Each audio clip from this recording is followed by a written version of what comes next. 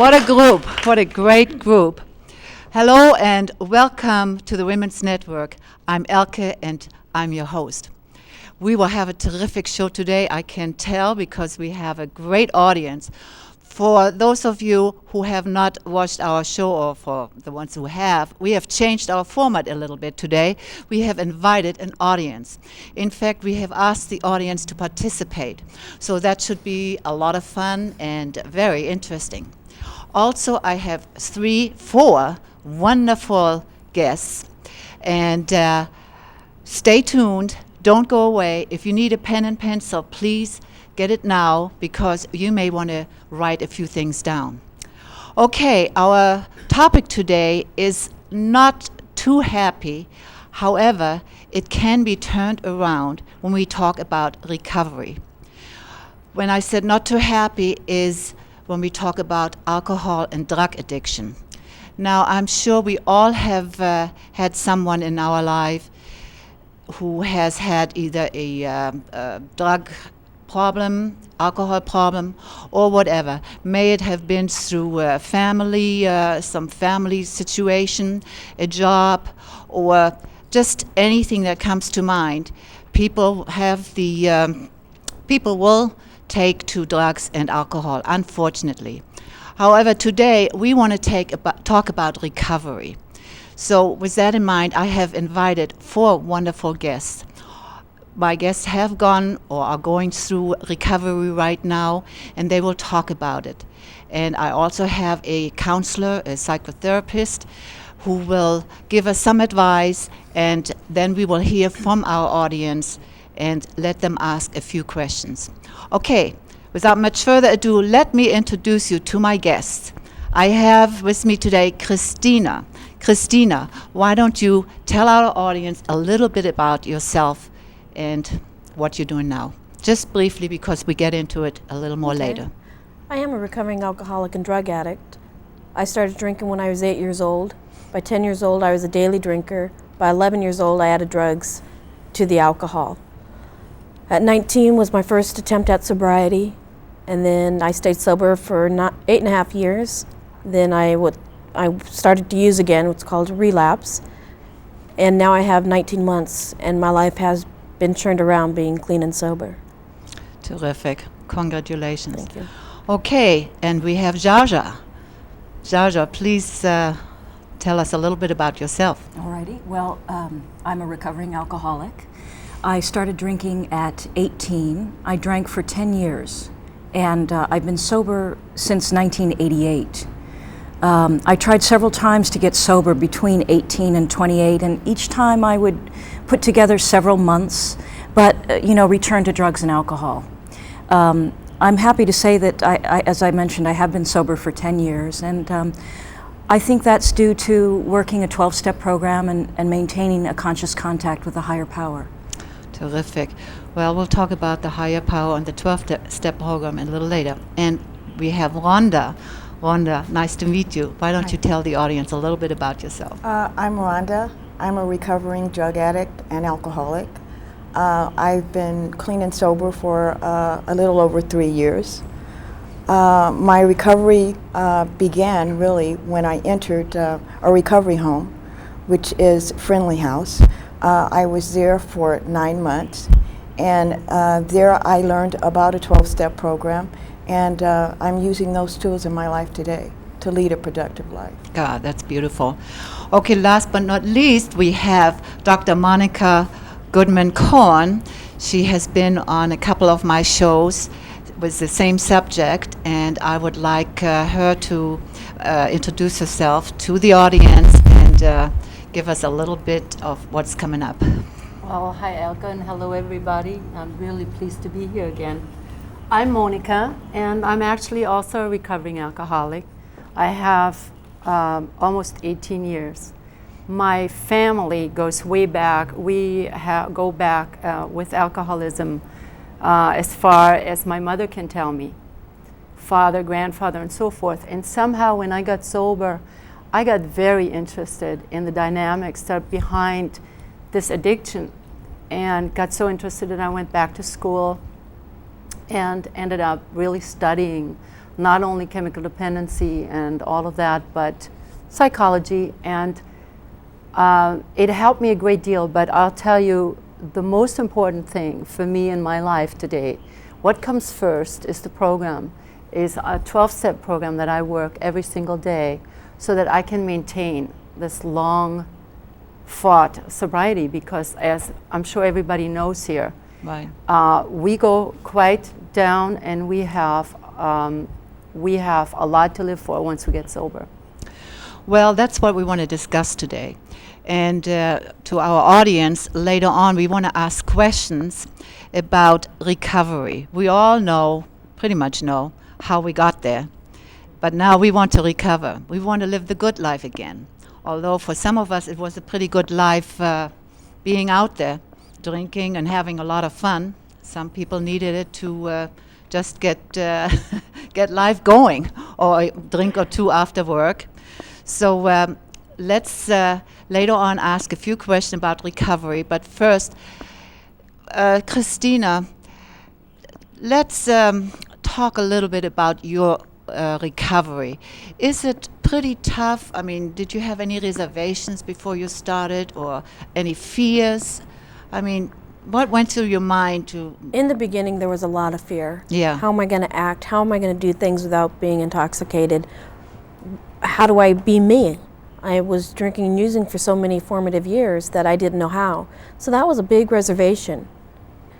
Once I got clean and sober, and being clean and sober now, I know my life is great. I have a lot of fun. I've gone back to school. I've done a lot of things that I wouldn't have done if I didn't get clean and sober. Right, that's true. Now, Georgia, you mentioned that you slipped every now and then, or if I understood this right. Were you self-conscious going back to your 12-step program, or from what I understand is you just have to keep going until it settles in? Tell us a little about slipping, because sometimes people say, oh, well, I can't do it, but we all know where there's a way, there's a way. Right. Well, I'm pleased to say that since I have worked a 12-step program, I haven't slipped.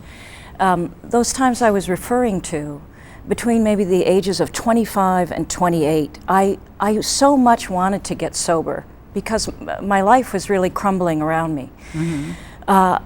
But I didn't know of a 12-step program, really. I didn't have any tools, and it's not uncommon for alcoholics to be able to put so and so many months together. But ultimately, unless we have, this is my experience, my opinion, ultimately, if we don't have some tools, a connection to a higher power, a group of supportive others, then we're going to do what we're programmed to do, which is drink and drug. Yeah. And so, and that's what I did. I would put together 10, 11, 12 months, and something would happen. It doesn't matter what. Right. And I would say, fine, I'm going to go have a drink. And then Right. I'd get drunk. Mm-hmm. And so I was in that awful place that alcoholics know, where alcohol had stopped working. It was no longer a party, you know, the fun times that Right. you spoke of. But I couldn't stop. So I couldn't get high, but I couldn't stop, and I was in that awful, that really dark place that we all get to before we find help, hopefully. Once I found the 12 steps that I referred to, my life turned around dramatically. Yeah. You know, and I know this, that if I work at my program of recovery as hard as I worked at getting loaded, then, you know, it's not a problem. Right. But there are certain things, like someone mentioned, perhaps it was you, Monica, you know, there are certain things that I have to do every day to retain my sobriety.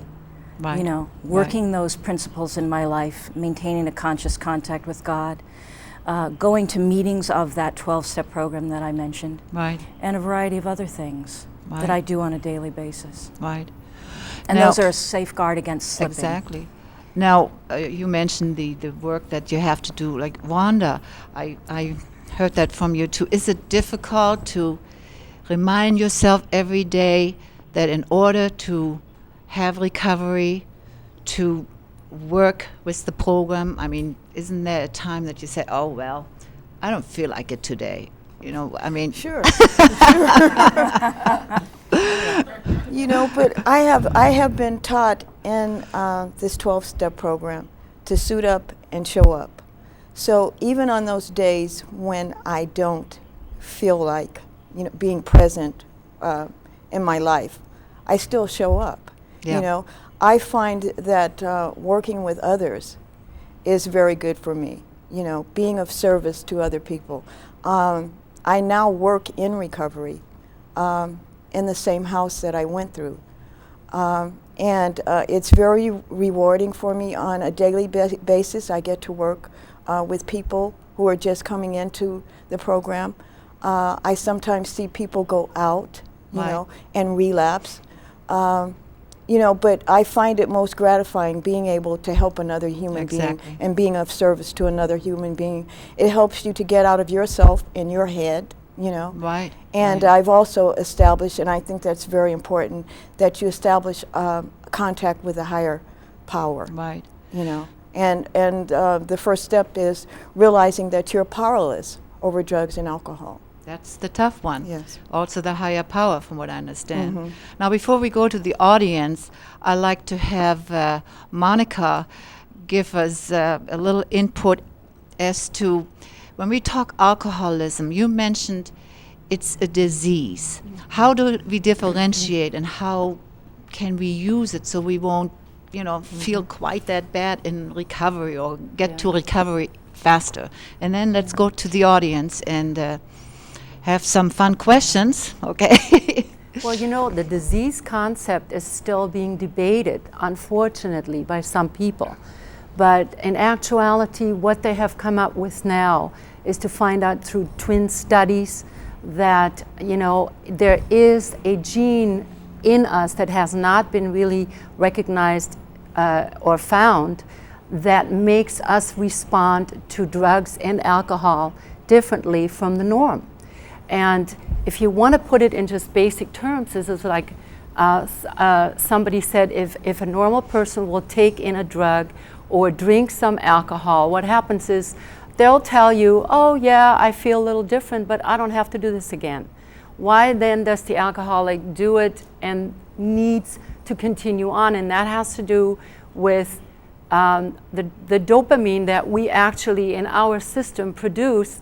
But for some reason in the alcoholic personality, there isn't either enough present to give you that feeling of well-being, or it is getting depleted faster than in the normal person. And so therefore, when we take in a drug or we take in alcohol, what happens is that gets stimulated and suddenly we feel better. Right. We just feel wonderful. And so naturally, because then by using it, it gets depleted even more, it becomes a vicious cycle. And before you know it, you, upon awakening, the first thought for anybody who deals with addiction will go, how can I get to feel this good again? And of course, the first drink, as we all know, the first drug, the first anything that made us go, wow, we're chasing that dragon over and over. And it really is a biochemical thing coupled with an emotional, coupled with, of course, you know, the environment we were brought up in. So people are still deciding which is what. But in my estimation and what's been found, it comes from some physiological coupled with an emotional setup that we're growing up with. Yeah, it seems quite complicated to some degree, but Well, okay, if you want me to, I'll just put it in simpler terms. But let's go to maybe the audience first, and okay. then we come back to it later, maybe All as a right. closing monologue, or you know. So okay, let's go and have some questions from the audience. If you want to stand up, and okay. I have a question for Rhonda. She mentioned something about a recovery house. Now, do you have to go through a recovery house to get sober, or is it something you can do on your own? I went through a recovery house because I'd reached a bottom and I didn't know what else to do. I had been to hospitals, 21-day programs. I would always come out and drink and drug again. Being in a recovery home afforded me the opportunity to be in a place where I felt safe. Friendly House was a very safe place for me to be able to get these tools for living that I'm talking about. I received unconditional love, you know, from other alcoholic women, and I was able to recover to the extent where I could come out and be productive in society. So you're saying it gave you a sort of support? Yes, very much so. A support system, which, you know, is the best thing to have. I mean, you know, it's good to know that you don't have to do it alone. And I met a lot of women that are in my life today, you know, and it's a great support system, yes. Thank you. Well, to the audience, we found out so far that we do not have to do it alone. It's in the support system. And then again, it seems to be it's up to us, like either through a recovery house or having people in your life. Okay, well, let's have a few more questions here. Who wants to? Okay. Rhonda, Yes. when did you first think you had a problem? My life became very, very unmanageable. I have an 11-year-old daughter that I was unable to take care of. I didn't have a job. I didn't have a place to stay. I didn't know how to live without drugs and alcohol. When I woke up in the morning, that's what I thought about. When I went to bed at night or passed out at night, you know, that's what it was all about. And I knew then that, you know, I also lost a very important person in my life. And I really reached a bottom after this person died of this disease. And I went on a run for like 9 months, you know, and practically died before I entered a recovery home. Okay, thank you. I want to add something to that, if I may, Alka. You know, you mentioned, Rhonda, about, you know, your feelings and so forth, and I think this disease is such a disease of isolation, and that is the reason why the 12-step program works, because alone and off itself, by yourself, your head will attack you. Exactly. And when you have all of that good stuff and people sharing with you, you don't feel less than any longer. You feel more normalized And part about of, it. yes. Yeah, so did I. Yes. Well, yeah, that's very important, the support. But I also heard Rhonda say something very sad, that she had to lose someone, or she lost someone to the addiction. Now, this is we are talking about recovery today, and I hope we can step in, or you can step in before it gets to that point. So we are losing too many people to drugs and alcohol. So we heard there is no reason why we cannot look for help, or if we know someone, try to help that person if they want the help, that is.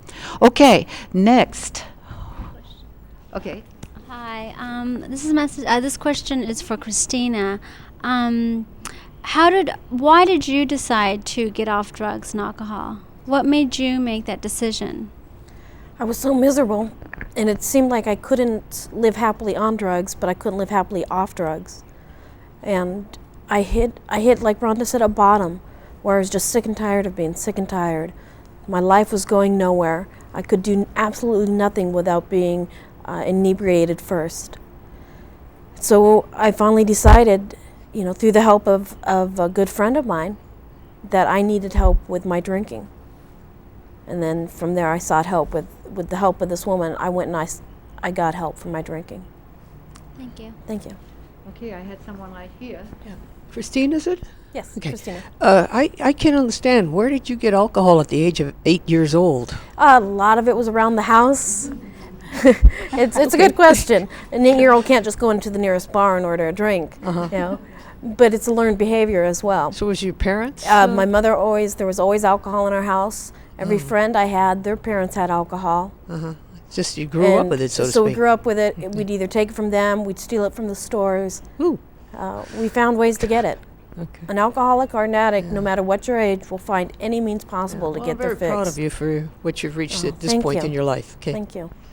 Like I said at the beginning of the show, it doesn't really matter where we are in life. There are always drugs and alcohol around us. Like Christina just said, she was 8 years old, and that was her first try. So let's prevent all that. We have someone right here. Okay. Hi. You want to stand up? Sure. I have a question for Rhonda. Can you tell me more about Friendly House and how one gets into Friendly Sure. House? Friendly House is a recovery home for women in early sobriety. It's been around for over 40 years. It's the oldest women's recovery home in the country. We house like 16 women, and they attend meetings 7 days a week. They're in the house from anywhere from 30 days to a year, you know, and they are afforded the opportunity there to get the tools from this 12-step program for living. And a lot of love and attention. Thank you. Okay. Hi, Rhonda. Yes. I have a question. You're busy. Well, I really liked what she had to say. So, most treatment centers cost a lot of money to get into, and I don't understand that. You know, if people really need help, how can you get in without having to pay a lot of money? I can speak for Friendly House. We are privately funded, but we don't turn women away for lack of funds, for lack of money. If I also may say, there are a lot of county facilities available through my own experiences. I have found there are plenty, there's a lot of county facilities. One doesn't necessarily need to go to a hospital. Some people go to 12-step programs and don't need the assistance of hospitals or medical detoxes or anything. So if someone's really in need of help, They they can't won't be find turned it away? at some places. Thank you. I wonder if that would help that people that don't not necessarily go through hospitals or go through halfway houses. There is a program called Alcoholics Anonymous that is, you know, world known, and you can find that number anywhere in the yellow pages. You can call up 411, and it's the quickest way to get to people that have dealt with that problem and then guide you from there. And oftentimes, if you have no other resource, they'll guide you if you need something more than just that program.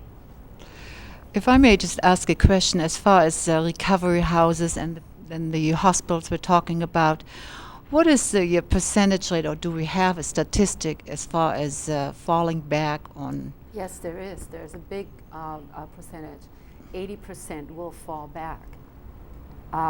It is common knowledge that when, let's say, you have a group of 25 people in any hospital setting, what they'll tell you right there is if one out of these 25 people makes it, it's a fortunate thing. And the reason for that is that relapse is really something that happens to most everyone. And the reason for it is that unless you really get in and commit to what all these people that have gone on and done and gotten sober, if you don't follow suit, you know, you'll be out there isolated and your head will go in on you. And the memory bank, the emotional memory bank of slippery places will just simply overtake you any given time. Okay, we don't have too much time, but I'd like to answer maybe a couple more questions. Okay. Hi, this is directed to Jaja, is it? And also Rhonda, I hear them both say they had to come with a higher power. So in the program, does it have a lot to do with finding God, are we speaking of here? Sure. Well, I think that finding a higher power that works for you, whatever you call it, is essential. It's essential. It's been essential to my program. But when I first got here, into sobriety, I didn't have a concept of God. I wasn't really an atheist, but I had an emergency God that I prayed to. Please, dear God, don't let that cop stop me. That was my... And then that kind of morphed over time. I was more comfortable then. God, it was a big white man in the sky. I wasn't really comfortable with that. So it became the Great Spirit, and I prayed to the Great Spirit, whatever that was. And then it became the goddess. And now it's just God. You know, it's something bigger than me that I turn my life and will over to on a daily basis. And it seems to work. I want to thank you. That's one around. Okay, one quick question. Brief answer. Hi, Christine. I heard all of you mention the 12-step program. Can you explain what that is? 12-step program is a program. It's mainly, there's different, as was said earlier, Alcoholics Anonymous, Narcotics Anonymous. I believe there's about 197 anonymous programs one can go to. So for whatever ails you, there's a program for you. You know? And it gives you 12 steps, 12 steps for a better life, more or less. You know, there's steps that you can take to help work on yourself. Thank you. Thank you. Okay, well, we don't have more time, so we have to do this again because it seems to be a subject that needs to be discussed, and it's endless with questions and answers. And as I said, we don't have much time, but if any one of you have something you want to quickly contribute as a closing monologue, like maybe 10 seconds worth or whatever, I would like to maybe hear from you, like some words of encouragement, since we are talking about recovery, and it seems recovery is at hand if we want it. And I feel you've done a great job. I've certainly learned a lot from all your questions, and like I said, let's do it again. Okay, so do we have something from I our would like to guest? share something. Yeah. If someone's out there thinking they may have a problem, they probably do. And there's help available. Don't be afraid. Please go and get help. We have 10 seconds. As Christina said, if you think you have a problem, you more than likely you do. And there are people that you can call. There are people that will help you. Yeah. Monica? Yeah, I do think that along those lines, for those of you who are listening and don't know what to do, especially parents with children and so forth and adolescents, there is such a thing as crisis intervention.